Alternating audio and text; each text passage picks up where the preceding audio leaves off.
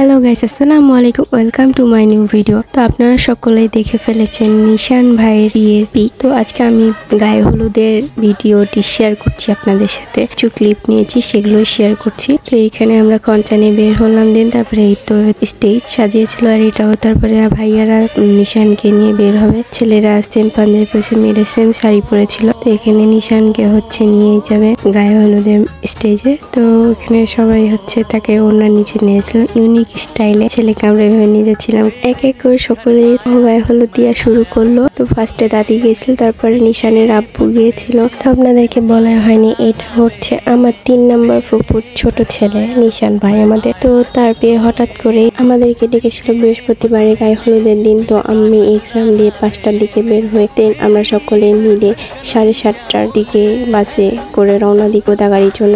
সেখানে যাই দিয়ে তারপরে রেডি হয়ে আর দেখতেই পাচ্ছেন আমরা সব বোন আর ভাবিরা মিলে সেম শাড়ি নিয়েছিলাম। তো আমাদেরকে কেমন লাগছে কমেন্টে জানাবেন। তারপর এখানে মা নিশানের পাশে বসলো নিশানকে গায়ে হলুদ আর ক্ষীর খাওয়ানোর জন্য। তো এখানে এক প্রকার যুদ্ধই চলছিল, আপনারা দেখতে পাচ্ছেন। কারণ মা এখানে একটু চালাকি করেছে যে এখানে গায়ে হলুদ দেওয়ার আগে টাকা দিতে হয়, তাহলে মুকুলা হয়, না হলে হয় না। তো আমরা কেউ বসিনি, তারাই বসছিল, কারণ আমাদের কাছে এত টাকা নেই দেওয়ার মতো। তো আপনাদের সাথে আমি পরবর্তী ভিডিওটি শেয়ার করবো, বিয়ের ভিডিওটি। তো আজকে ভিডিও পর্যন্ত, আল্লাহ হাফেজ। ভিডিওটি ভালো লাগলে লাইক কমেন্ট শেয়ার